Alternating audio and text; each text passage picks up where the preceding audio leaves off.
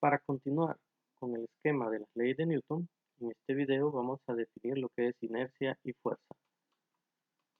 Vemos que inercia es la resistencia que presentan los cuerpos a cambiar su estado de reposo o de movimiento, es decir, se oponen a ser acelerados. ¿Qué nos quiere decir esto? Todo cuerpo que está en reposo siempre va a presentar una oposición a cambiar ese estado. De tal manera que para poderlo cambiar, debo de aplicarle una fuerza. Pero el cuerpo siempre va a presentar una oposición a ese cambio. Igual si el cuerpo está en movimiento y lo quiero detener, lo debo de hacer aplicándole una fuerza. Y va a presentar siempre una oposición a cambiar ese estado de movimiento. Tenemos acá unos ejemplos. Nos dice acá, cuando un automóvil viaja hacia adelante y luego frena, los pasajeros sentirán un ligero tirón hacia adelante.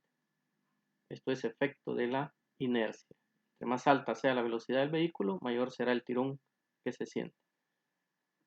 Esto ocurre, tal vez lo han experimentado ustedes, van en el vehículo, van en el bus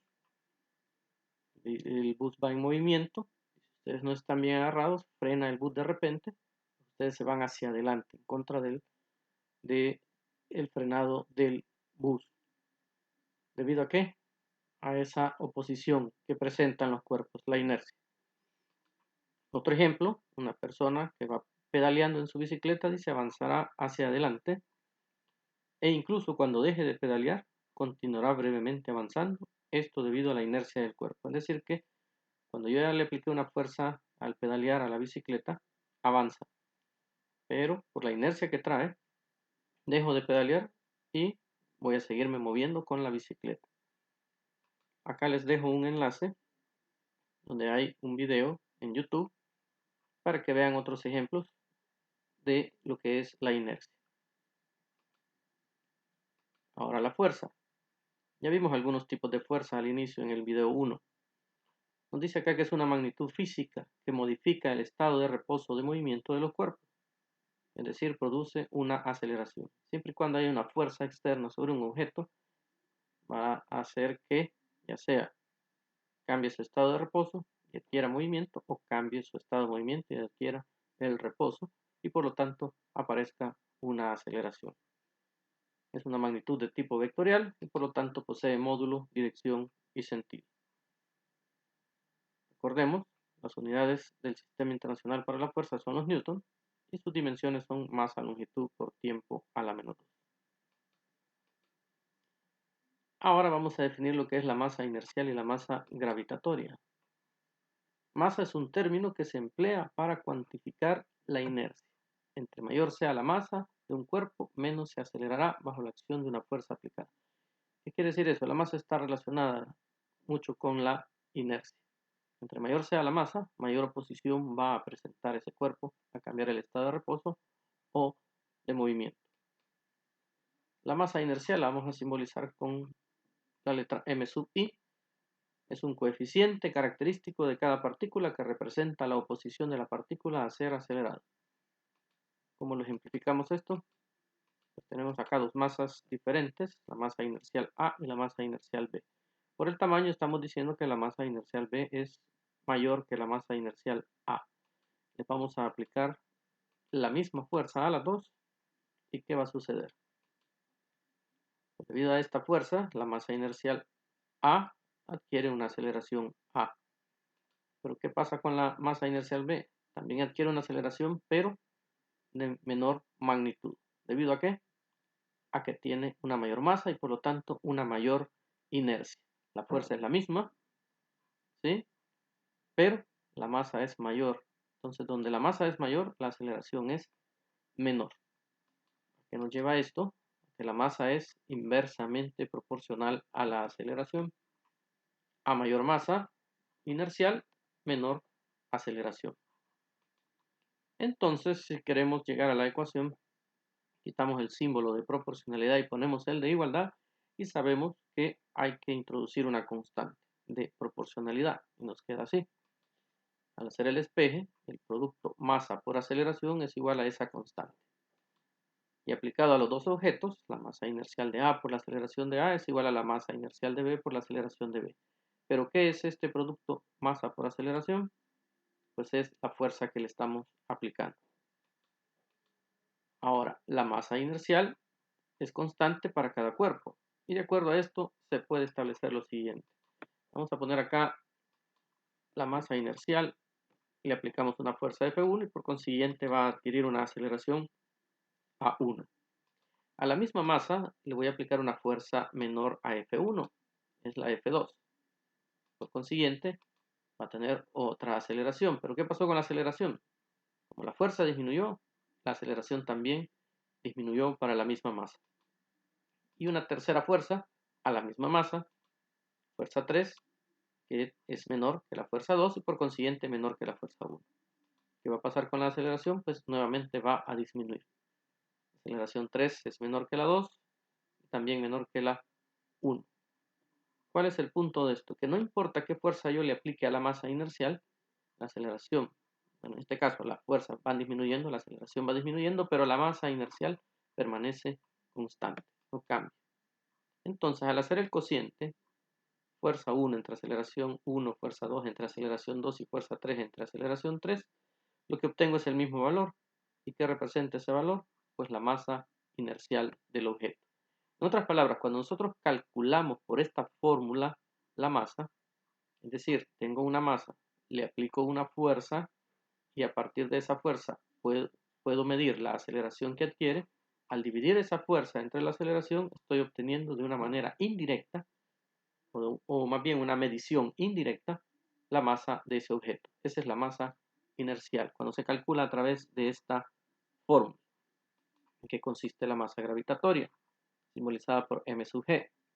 Es la cantidad de materia que posee un cuerpo, así nos lo definieron en química, pero medida por medios gravitacionales como por ejemplo balanzas. O sea, cuando estamos midiendo la masa de un objeto en una balanza granataria o analítica, cualquiera sea, lo que estoy obteniendo es esa, la masa gravitatoria. Lo que se presenta acá es la ley de equilibrio, que es la ley fundamental para la construcción y calibrado de las balanzas que ustedes utilizan en el laboratorio. Tenemos un punto de equilibrio y dos brazos de palanca. La distancia que hay del punto de equilibrio acá donde está la masa gravitatoria B es el brazo de palanca B. Y lo mismo acá, la distancia del punto de equilibrio donde está la masa gravitatoria A es el brazo de palanca A. Observen las masas. Por tamaño, suponemos que la masa gravitatoria B es mayor que la A. Por lo tanto, el punto de equilibrio va a estar más cerca de la más pesada. Ahora, ¿qué se cumple con esto para poder medir esa masa? Se cumple que el producto de la masa gravitatoria de A por el brazo de palanca de A es igual a la masa gravitatoria de B por el brazo de palanca de B. Nos dice acá qué es cada cosa. Ahora, ¿cuál es el punto acá? Encontrar la masa gravitatoria de A, pero comparada con la masa gravitatoria de B, que va multiplicada por un coeficiente, que es el cociente de esos dos brazos de palanca. Este es el principio básico con el cual se construyen y se calibran las balanzas que ustedes utilizaron en el laboratorio 1, la balanza granataria. Entonces, la masa gravitatoria es una medición directa que se hace en una balanza. Midiendo la aceleración A en muchos experimentos diferentes, nos dice acá con objetos de masas diferentes, se ve que es siempre igual. Y por tanto, se va a cumplir lo siguiente, que la masa gravitatoria de un objeto que la encontramos a través de una balanza, dividida entre la masa inercial que la encontramos a través de la fórmula, fuerza entre aceleración, al dividir esas dos masas, esta obtenida de una medición directa y esta de una medición indirecta, al dividirlas, el resultado es 1. ¿Qué nos indica eso? Que la masa gravitatoria es igual a la masa inercial en cualquier cuerpo. En otras palabras, la masa gravitatoria de un cuerpo es la misma masa inercial del cuerpo. Y de aquí en adelante, pues vamos a llamar simplemente masa. Repitiendo, ¿cuál es la diferencia? Esta se mide en balanzas, es una medición directa. Esta se mide a través de una fórmula, una fuerza y una aceleración, es una medición indirecta. Pero al final, ambas son lo mismo. Dicho eso, vamos a la segunda ley de Newton o principio de la fuerza, que nos dice que si una fuerza externa neta actúa sobre un cuerpo, este se acelera. La dirección de la aceleración es la misma que de la fuerza neta. Tenemos acá una masa y le aplicamos una fuerza, y por el hecho de tener esa fuerza, pues aparece la aceleración. Y vemos que la aceleración tiene la misma dirección de la fuerza neta. El vector fuerza neta es igual a la masa inercial del cuerpo multiplicada por su aceleración. Y es lo que tenemos acá. Esa fuerza neta o total es igual al producto de la masa inercial por la aceleración que aparece por la aplicación de esa fuerza. Entonces, masa por aceleración igual fuerza.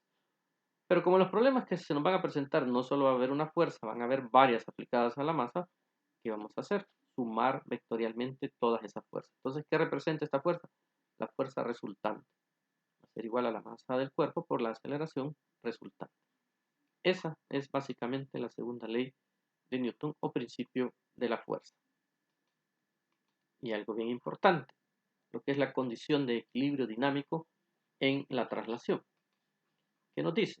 El principio de inercia es un caso particular de la segunda ley de Newton. Esto es cuando la aceleración vale 0. Así, si la fuerza resultante que acabamos de ver con la segunda ley de Newton es igual al producto de la masa por la aceleración, pero resulta que esto es igual a 0, esto se cumple, que la fuerza resultante sea igual a 0, siempre y cuando la aceleración valga 0. ¿Por qué? La masa nunca puede ser 0, pero la aceleración sí. Entonces, si la aceleración es 0, al multiplicarlo por la masa, el resultado va a ser 0. En otras palabras, la fuerza resultante es 0. O, dicho de otra manera, la sumatoria de fuerzas que actúan sobre ese cuerpo es igual a 0. ¿Qué queremos decir con todo esto? Que la primera ley de Newton es una consecuencia de la segunda ley de Newton. Segunda ley de Newton, fuerza igual a masa por aceleración. En el caso especial que la aceleración es 0, la fuerza resultante es 0 y aparece la primera ley de Newton. Esa es la condición de equilibrio dinámico en la traslación. Para proseguir con la tercera ley de Newton será en el próximo video. Muchas gracias por su atención.